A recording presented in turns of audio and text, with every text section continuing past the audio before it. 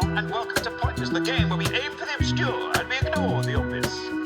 He's planet Earth's final hope for peace, love, and properly adjudicated questions. It's my pointless friend, it's Richard.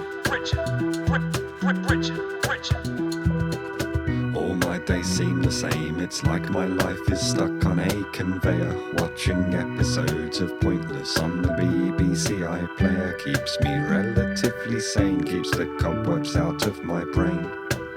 My general knowledge, it improves and keeps me glued to the TV at the same time. It's a distraction from the fact that civilization's in decline. This whole show is quite appealing but gives me confusing feelings.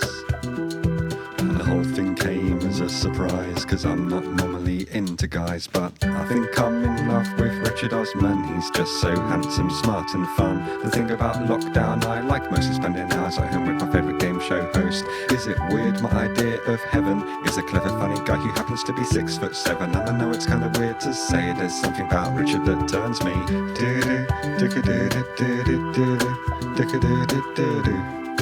Anyway, if I may, I'd like to play the second verse I wrote that goes this way.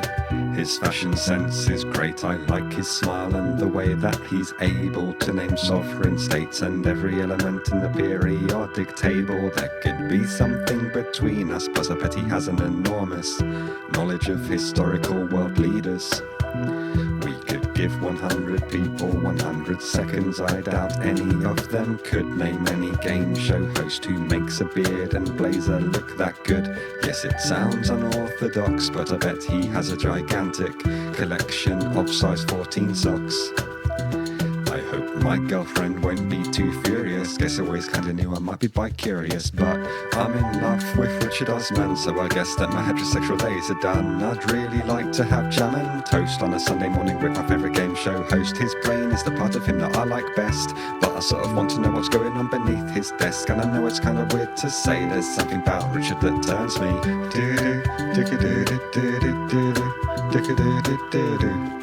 I think about him every day and I convey this to my friends and they all say that there's no need to bring your sexuality into question, because a straight man is a straight man, but there's always an exception to the rule. So then if it's cool, I should just admit I've been denying for too long that I'm in love with Richard Osman and also with Alexander Armstrong. I'm in love with Alexander Armstrong. In his strong arms there's a place where I belong. We could recreate a pottery scene from Ghost, make a vase with my second favourite game show host. He's got a wife, I don't want to get him into any trouble, but I really think he and I could be a golden couple. And Alexander, if it's cool with you, maybe we could get Richard O involved too.